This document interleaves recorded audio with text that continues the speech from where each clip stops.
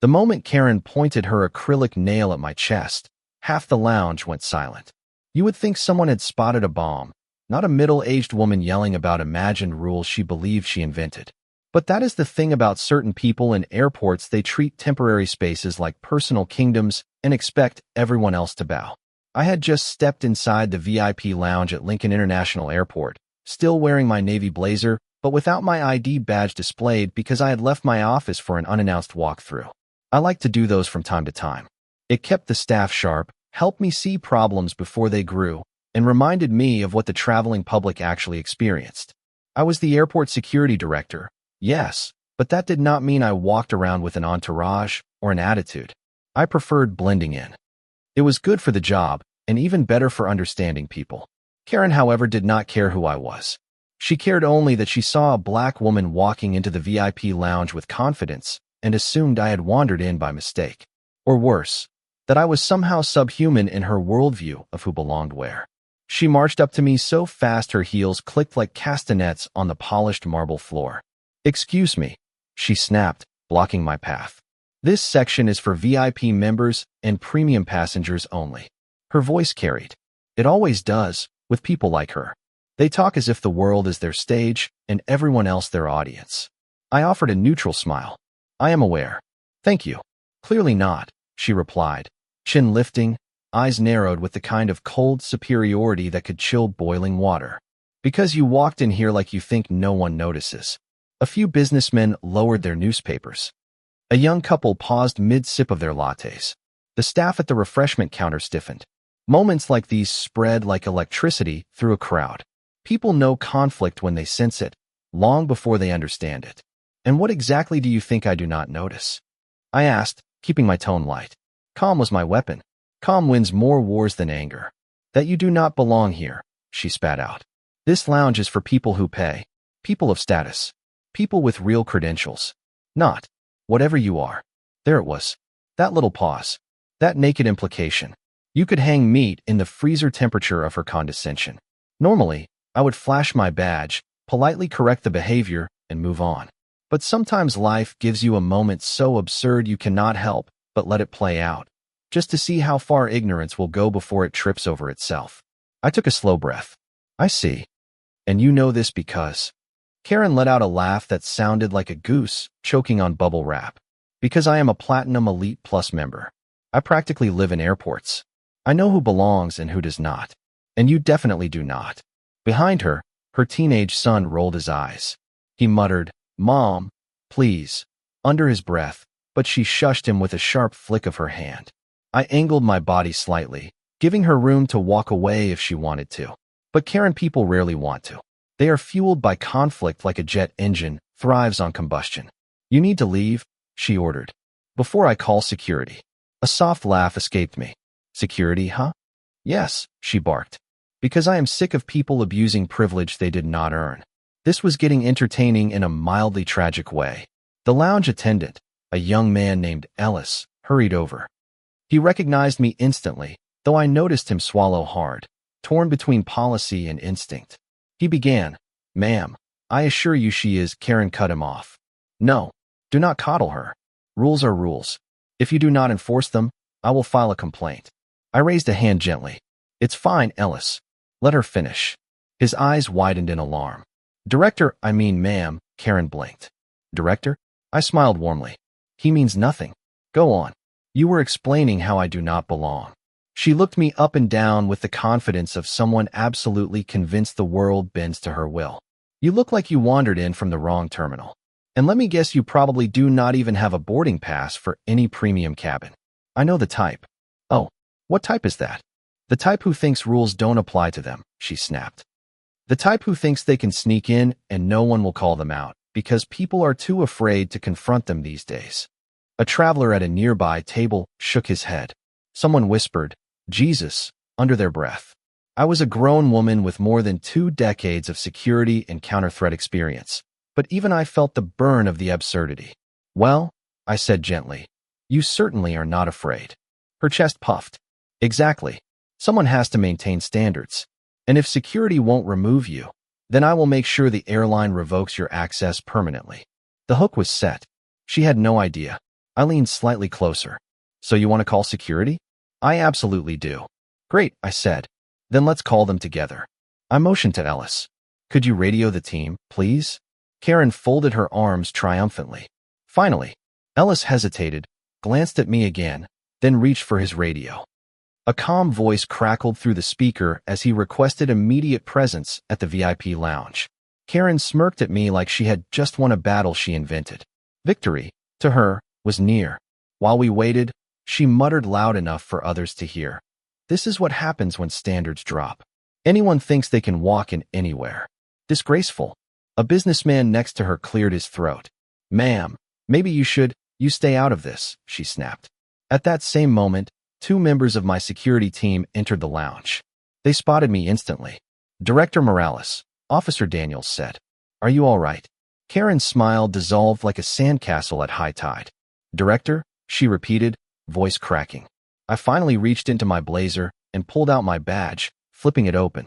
Yes, I am Director Morales, Airport Security Director for Lincoln International. The person in charge of every square inch of this facility, including this lounge. Her mouth opened, but nothing emerged. For the first time, silence. I continued, my tone still warm, still controlled, but edged now with unmistakable authority. And I would like to know why a passenger feels entitled to harass another guest, attempt to enforce non-existent rules, and threaten staff. Karen stammered, I didn't know. I thought. She looked like what? I asked. Her face flushed beet red. I didn't mean, you weren't wearing your badge. I don't need to wear my badge for you to treat me with respect. Her son covered his face with both hands. Mom, I told you. I turned toward the young man. Son, you're fine. None of this is your fault. He nodded sheepishly. I motioned for Daniels. Please escort this passenger to a private area so we can discuss her behavior and review whether she will be permitted to remain in the lounge. Karen jerked. Wait, you're kicking me out. That depends, I said. If your conduct continues to violate airport policy and disrupt other passengers, then yes. But right now, I want you to sit down and reflect before you dig a deeper hole. Her eyes welled with indignation. You can't treat me like this. I can, I replied calmly, because I treat everyone by the same standard. The one you claim to care about so deeply. She opened her mouth again, but then shut it, realizing any further protest would only worsen things. Daniels gestured toward the hallway. Karen followed, walking like someone carrying 50 pounds of humiliation on her back. Her son trailed behind, whispering apologies to anyone who would listen. As they disappeared, a wave of murmurs spread across the lounge. A man raised his coffee cup to me. Director, that was something. Just another Tuesday, I replied. But the truth was, moments like that always hit deeper than I let on. Every time someone decided they could size me up and put me in a lesser box because of my appearance, my skin, my preconceived chipped at something. Not enough to break it, but enough to harden it. Still, the job required grace, even when grace felt like swallowing glass. I took a seat in a corner, nodding to Ellis. He brought me a coffee without asking. Good kid. Hard worker. The lounge settled again, though people were still buzzing with the aftershock of the confrontation. Airports are strange ecosystems. They expose who people really are when stripped of routine. Some rise. Some shatter. Some devolve into their worst selves under fluorescent lighting and flight delays. As I sipped my coffee, I prepared myself for the conversation to come. Because Karen was not done. Not by a long shot. And neither was I. The room where we took Karen was not an interrogation cell. It was simply a quiet conference area used for passenger conduct reviews, a neutral space removed from the bustle of the terminals. Soft lights, beige walls, a glass table, and 2 chairs. Nothing intimidating. Nothing dramatic. Just a place where truth usually came out cleaner than it did in the public eye. But Karen entered like she was marching into a battlefield. Her son followed behind her, head low, his backpack slung loosely over one shoulder. He apologized again to the officers, though he had nothing to apologize for. Daniels gave him a sympathetic nod and offered him water, which the boy accepted. Karen, however, refused everything. She crossed her arms tightly, her voice shaking with pent-up fury. This is outrageous, she muttered. Absolutely outrageous. I took the seat across from hers. Daniels stepped to the side of the room, but did not leave. He knew I preferred having a witness during these conversations, mainly to avoid false claims later. Let's get started, I said gently. Karen's nostrils flared. Before you say anything, I want to make it clear that I felt threatened. Her son groaned quietly.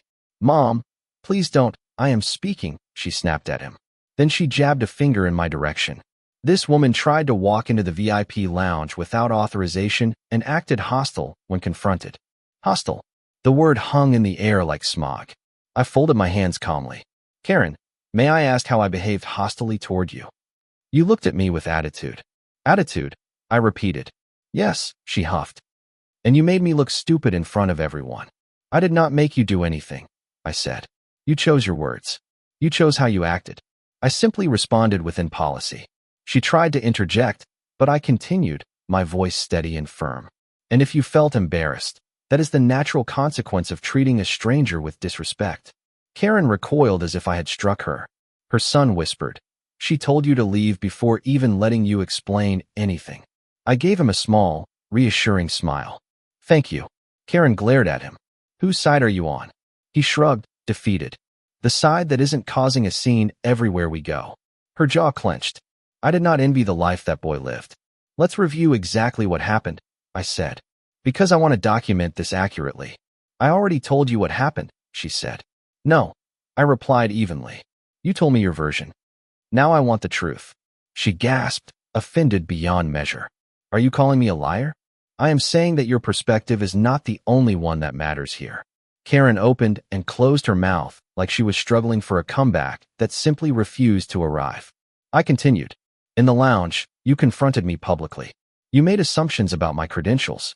You made comments about who belongs and who doesn't. You threatened to file complaints, demanded my removal, and interrupted staff. All of this before asking a single question about my identity or purpose. She bristled. Well, how was I supposed to know you were the director? You weren't wearing your badge. My badge is not required for me to be treated with basic courtesy. That's not the point, she said. It is exactly the point. Her son leaned forward, elbows on his knees. Mom, you didn't even give her a chance to speak. You just jumped down her throat. I was protecting standards, she insisted. By yelling at someone, he countered.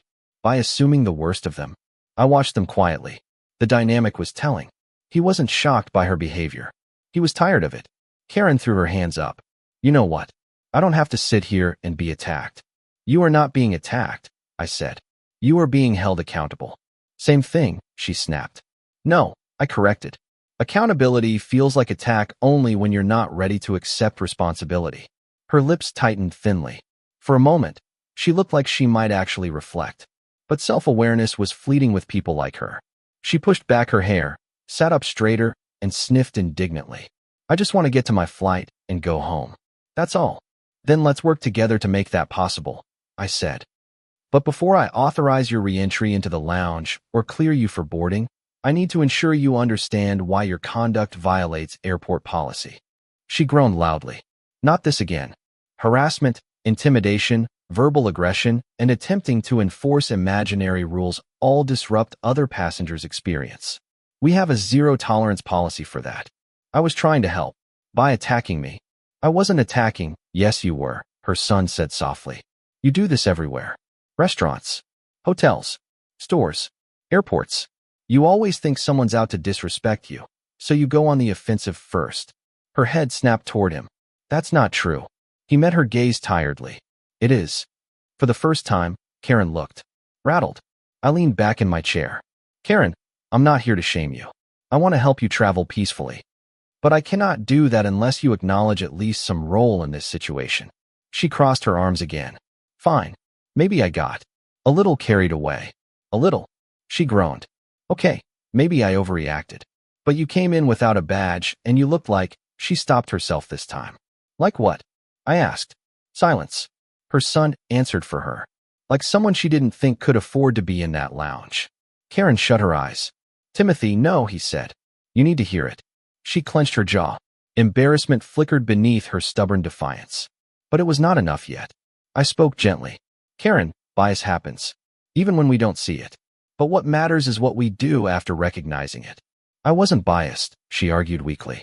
You assumed, I countered. About my status, my purpose, my authority. You decided I didn't belong based on nothing more than your own instinct. She swallowed. And because of that, I added, you escalated a situation that never needed to exist. She stared at the table, her face stiff. Her son whispered, can you please just apologize? For once. It won't kill you. Karen inhaled shakily. I apologize. If you felt disrespected. I shook my head. That is not an apology. Her eyes flashed. What do you want me to say? The truth, I replied. You disrespected me. You assumed wrongly. You created a scene. You treated staff poorly. Own it. She hesitated, then looked away. I'm sorry, she said quietly, for my behavior, and for how I spoke to you. Her voice trembled with effort. It was not perfect, but it was honest enough. I nodded. Thank you. We let the silence settle. Her son looked relieved. Daniels relaxed his stance. Now, I said, for the next step. Karen tensed again. There's more. You escalated a situation that affected multiple passengers, so there are procedural steps I must follow. She muttered something under her breath. I continued. I will allow you to board your flight. You are not banned, and you will not be detained further. However, you will not be permitted back into the VIP lounge today. Her eyes widened. What? What? Because access to the lounge is a privilege, not a right. And your behavior today violated the terms of that privilege. Her mouth dropped. But I paid for Platinum Elite Plus, and you can still enjoy its benefits, I said. Just not today. Privileges can be revoked temporarily when they are abused. She slammed her palm on the table. This is ridiculous. No, I said calmly. This is accountability. Her son exhaled deeply, almost in relief. Finally, she glared at him. You're supposed to be on my side. I'm on the side of not being embarrassed at every airport we step into, he replied. Karen looked around at all of us, realizing she had no allies in the room. She let out a long, exhausted sigh. Fine. Whatever. I'll wait at the gate. I stood. Good. Officer Daniels will escort you to the concourse. She rose slowly, her pride visibly bruised. But she did not lash out again. A small victory, but still a victory. Before leaving, her son turned to me. Thank you. For not yelling back. For being, reasonable. I smiled. Take care of yourself. He gave a tiny smile and returned something I suspected he did not do often with his mother around. Karen walked out without looking at me. Her son gave me one last nod before following her into the corridor. The door closed, and the room felt lighter instantly. Daniels exhaled loudly. Director, that was something. It always is, I said. But she'll think twice next time. He chuckled. I hope so. For her son's sake. I nodded slowly. Yes, for his sake more than hers. We stepped out into the hallway, and I felt that familiar sense of calm return. The storm had passed, but the day was far from over. Airports never stop. People never stop surprising you. For better or worse. Back in my office, I typed up the incident report. It had to be thorough, unbiased, professional. I summarized the confrontation, the passenger's conduct, the resolution, and the temporary suspension of her lounge privileges. Then I forwarded it to guest relations and legal, as required. A few minutes later, I received a message from one of the gate agents. Passenger Karen has requested to speak with you again. Says it is urgent. I sighed. Of course. I made my way to gate B17. Karen was pacing near the window, her son sitting nearby with earbuds in, pretending he belonged to a different family. When she saw me approach, she straightened, visibly nervous. Director Morales, she said, her voice surprisingly soft. I wanted to ask you something. I braced myself. Go ahead. She swallowed hard. How do you stay so calm when people treat you like that? The question caught me off guard. I've worked in airports for over 20 years, I said. I've seen every type of human behavior imaginable, and I learned early on that anger only makes chaos grow. She nodded slowly. I continued. But more importantly, I stay calm because I know who I am. Someone else's assumptions do not define me. Her eyes glistened. I wish I could be like that. Her son looked up, surprised. I softened my tone. Karen, you can. But it starts with recognizing what you project onto others. She looked away. I know I'm difficult. My son tells me all the time. He snorted. Because it's true. She smiled sadly. I just always feel like everything is out of my control. So I try to control the small things. And it never works out. That's because you're trying to control people, I said. And people don't react well to that. Her eyes filled again. I'm sorry. Truly. I accept your apology, I replied. And I hope this becomes a turning point for you, not just another bad day. She nodded, wiping the corner of her eye. Her son stood and gently touched her arm. Come on, Mom. They're boarding soon. She looked at him with an expression so vulnerable it almost broke me. Thank you, she whispered again. I nodded once more and stepped back as they approached the gate. She did not regain her lounge access. She did not get special treatment, but she boarded her plane a quieter woman, a humbled one, maybe even a better one. As they disappeared down the jet bridge, I felt something warm settle in my chest. Airports reveal people, but sometimes they also change them. Hours passed, the buzz of the airport shifting from morning chaos to the steady hum of midday travel. I stepped away from my desk and walked the concourse, letting the rhythm of rolling suitcases and overhead announcements wash over me. It was something I did whenever a difficult incident lingered in my mind. Karen hadn't ruined my day, but she had left a mark, the kind that made me reflect on the strange mix of resilience and exhaustion that comes with doing this job for so long. Every airport professional carries layers of unseen weight stories stacked like luggage in the belly of a jet, packed tight until there's no more room. And still, every day, we shoulder a bit more. I paused near a window overlooking the runway. A plane lifted into the sky, sunlight glinting off its wings, the roar of its ascent muffled by thick glass. The sight always grounded me in a strange way. Movement, progress, purpose. No matter what happened inside the terminals, out there, planes kept flying.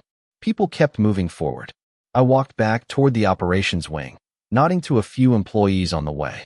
My radio crackled with routine updates, gate changes, a minor medical call, a luggage belt jam that maintenance was already handling.